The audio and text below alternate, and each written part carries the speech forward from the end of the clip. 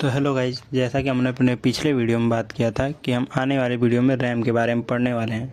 तो आज हम देखेंगे रैम क्या होता है, उसका क्या काम क्या होता है, कितने टाइप के होते हैं, उसके ऊपर कंपोनेंट्स क्या क्या होते हैं रैम में, मतलब रैम को बनाने में क्या क्या कंपोनेंट्स लगते हैं, ये सब हम देखने वाले हैं। तो सबसे पहले देखते हैं व्हाट इज़ रैम। रैम क्या होता है।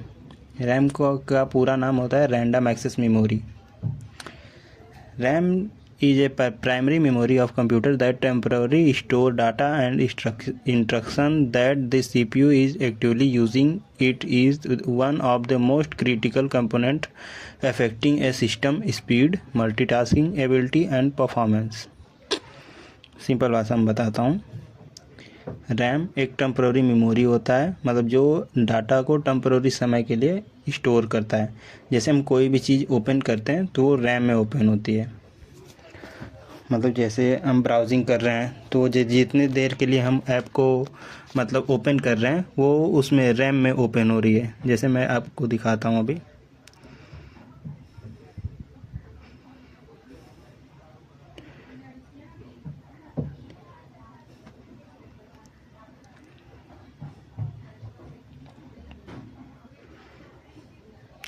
जैसे कि इस टाइम पे हमारा रैम यूज़ हो रहा है 5.4 GB यूज़ हो रहा है। रैम यूज़ हो रहा है। तो जैसे ही हम कोई ऐप ओपन करते हैं, एप्लीकेशन या फिर कोई मतलब साइट ओपन करते हैं तो वो रैम में ओपन होती है। तो रैम का उतना स्पेस मतलब कैप्चर कर लेती है जितना उसका साइज रहता है। जैसे मान लीजिए अभी हम विजुअल कोड ओपन करते हैं, जो ओपन हो गया तो यहाँ पे जाके देखेंगे तो देखिए 6 GB हो गया। अब जैसे ही रुके, विजुअल कोड भी ओपन है बैकग्राउंड में और ये यूट्यूब ओपन किया। अब देखेंगे अब कितना गया। मान लीजिए वो ओपन हो रहा है, देखिए ये 6.4 पहुँच गया। और ये जैसे ही ओपन होगा वो थोड़ा और ऊपर जाएगा। 6.4 था तो वो 6.6 तक पहुंच जाएगा, जितना इसका रहेगा स्पेस, जितना ले वो। और ये हमारा क्रोम ओपन हुआ, इसकी भी स्टोरेज मतलब उसमें देखिए और बढ़ जाएगा। ये देखिए थोड़ा सा और ग्राफ ऊपर गया, क्रोम ने ज़्यादा लोड नहीं लिया। इसी तरह अब जैसे हम इसको बंद करते हैं, क्रोम बंद हुआ, ये अपना यूट्यूब बंद हुआ और ये VS कोड बंद हुआ। अब देखेंगे कितना हुआ। देखिए ये डायरेक्ट नीचे गिर गया, क्योंकि वो जैसे ही हम बंद करते हैं रैम अपने अंदर से हटा देता है डाटा को, इसलिए उसको टेम्पररी मेमोरी बोला जाता है। वो जब तक हम ऐप यूज़ कर रहे हैं, जैसे ये टास्क मैनेजर हमने ओपन किया है तो ये इसमें रैम में ओपन हुआ होगा। जैसे एक सेकेंड, टास्क मैनेजर देखिए ये 84 MB ले रहा है। रैम का यूटिलाइजेशन 84 MB है इसमें। अगर इसको हम बंद कर देंगे तो ये भी हट जाएगा। ये देखिए उसको बंद करते ही 5.3 पहुंच गया। इसी तरह तो कहने का मतलब ये है कि जब भी हम कोई एप्लीकेशन ओपन करते हैं तो जब तक हम उसे क्लोज़ ना करें या फिर जब तक मतलब कि PC शट डाउन ना हो, दो रीज़न में वो डाटा को हटाता है, रिमूव करता है अपने अंदर से। या तो PC शट डाउन हो जाए या फिर ये हम क्लोज़ कर दें ऐप को, यहाँ से कट कर देंगे तो ये भी हट जाएगा।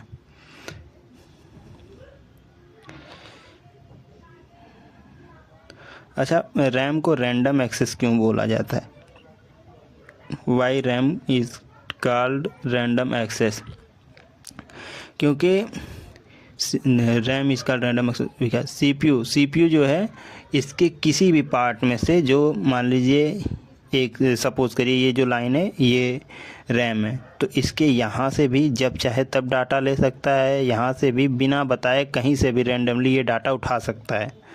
और इसको यहाँ से भी लेने में उतना ही टाइम लगेगा जितना यहाँ से लेने में टाइम लगेगा। मतलब हर जगह से डाटा को लेने में सेम टाइम लगेगा इसको, और चाहे जहाँ से ये अपने हिसाब से रैंडमली डाटा को ले सकता है।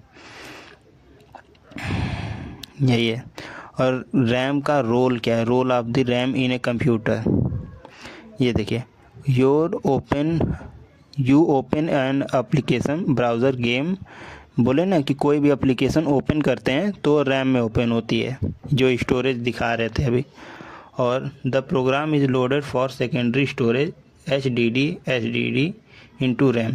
हाँ, जैसे कि हम अगर अपने SSD में कुछ सेव करके रखे हैं, उसको ओपन करते हैं तो वो भी रैम में, जैसे मान लीजिए कोई PDF है, जैसे ये है, ये डॉक्यूमेंट फाइल है, ये सेव करके हमने रखा है। एक सेकंड दूसरा करता हूँ।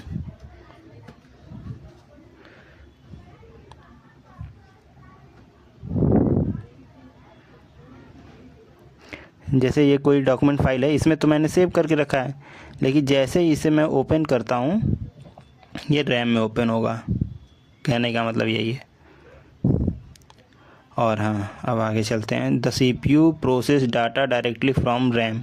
हाँ, जो भी चीज़ अगर रैम में है उसके लिए, मतलब वो तो जैसे ये PDF हमने ओपन किया है तो ये रैम में भी है और स्टोरेज में अपने SSD में भी है।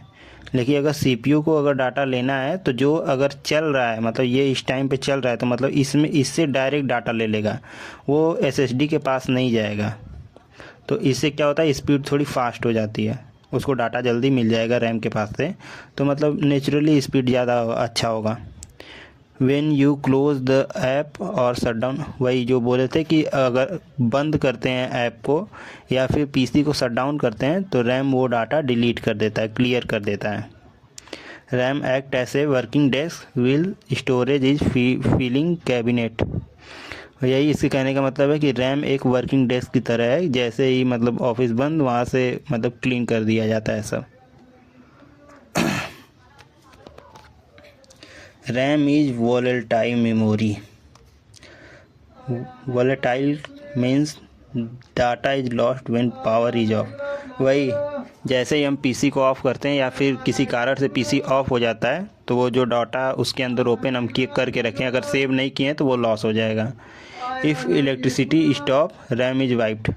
अगर लाइट भी, मतलब ये बैटरी इसके अंदर है, अगर बैटरी ख़त्म हो जाए या फिर जैसे कोई PC है उसका अगर इलेक्ट्रिक सप्लाई बंद कर दिया जाए तो रैम में जो वो PC ऑटोमेटिक ऑफ हो जाएगा तो रैम डाटा डिलीट कर देगा। This is why unsafe working disappear after a power cut. वही कहने का मतलब है इसके। सिंपल सा याद रखिए कि अगर शट डाउन हुआ PC या फिर ऐप क्लोज हुआ तो डाटा डिलीट हो जाएगा, तब उस केस में डाटा हमारा सेफ नहीं है रैम में, क्योंकि ये टेम्पररी बेस पे डाटा को सेव करता है। Type of RAM. अब रैम के टाइप देखते हैं। एक होता है SRAM, एक होता है DRAM।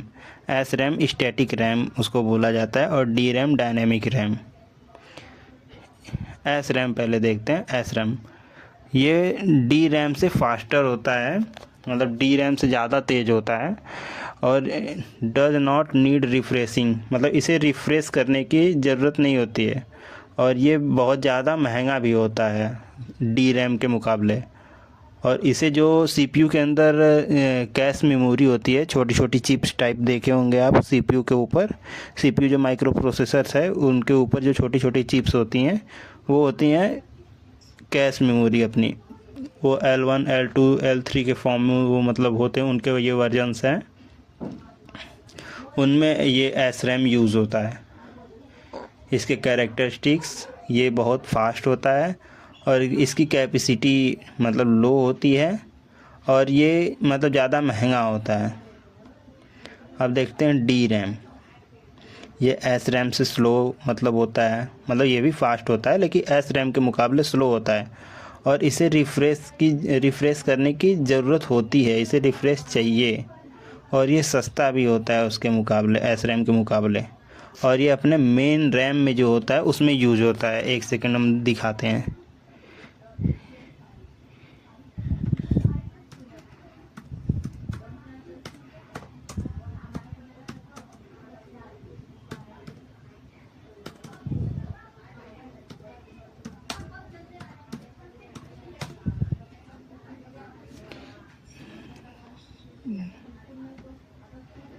ओ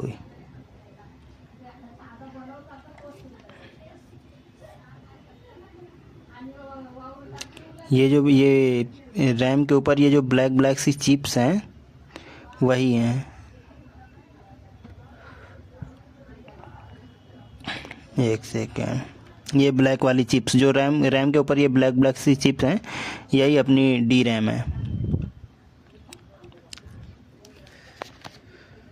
इसके कैरेक्टरिस्टिक्स हैं, ये इसकी कैपेसिटी हाई होती है उसके मुकाबले, एस रैम के मुकाबले कैपेसिटी हाई होती है, और ये सस्ता भी होता है और एस रैम से स्लो होता है।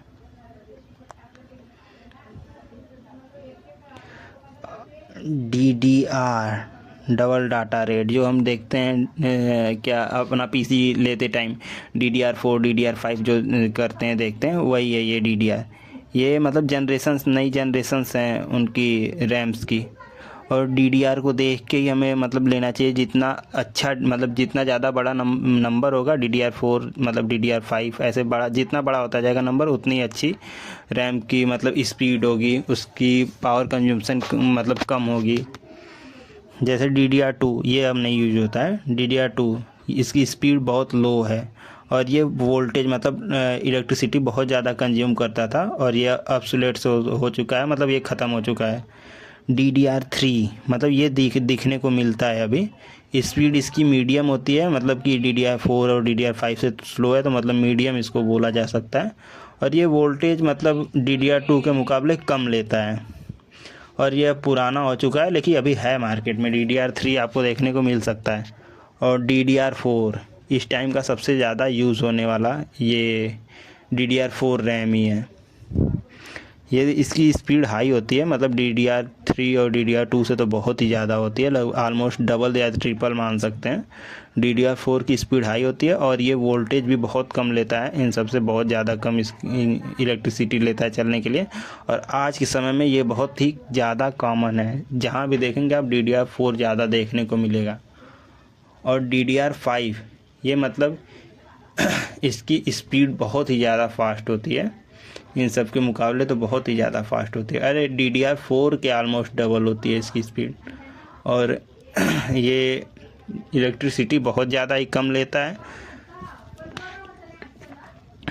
और ये लेटेस्ट है इस टाइम का, मतलब इस टाइम का सबसे मतलब नया आया हुआ, और दिखता बहुत कम है, महंगा भी है ये। हाँ, और रैम की स्पीड को मेगाहर्ट में मतलब देखा जाता है, मेगाहर्ट में, और इसकी लेटेंसी CL में। तो जितना ज़्यादा मतलब मेगाहर्ट का होगा स्पीड उतना अच्छा, और जितना कम लेटेंसी हो उतना अच्छा रैम रहेगा, रैम की परफॉर्मेंस रहेगी। जैसे एग्जांपल में 3200 मेगाहर्ट CL16, ये 2400 मेगाहर्ट CL18 से अच्छा होगा। सिंगल चैनल और डुअल चैनल ये बहुत ही ज़्यादा इम्पोर्टेंट है। सिंगल चैनल मतलब कि अगर रैम जैसे अपने लैपटॉप या PC में लग रहा है, तो रैम स्लॉट एक ही है, मतलब एक ही रैम स्लॉट लग सकता है उसमें। अगर अपग्रेड भी होगा तो उसी में रैम को चेंज कर दिया जा सकता है, लेकिन 2 स्लॉट्स नहीं है। और डुअल चैनल इसमें मतलब कि 2 स्लॉट्स हैं, एक स्लॉट पहले से लगा हुआ है, दूसरा आप लगा सकते हैं, या फिर दोनों पहले से लगा हो सकता है। तो अगर मतलब ज़्यादा मतलब आप लंबे समय के लिए काम करते हैं या फिर ज़्यादा हैवी वर्क करते हैं, गेमिंग वेमिंग करते हैं, तो वो प्रीफर करिए कि 2 स्टिक मतलब 8-8 की, एक 16 के बजाय 2 आप 8-8 की लगा लीजिए, वो ज़्यादा सही रहेगा। चलिए, तो आज का यहीं पे ख़त्म करते हैं हम लोग, अगला बाद में देखेंगे।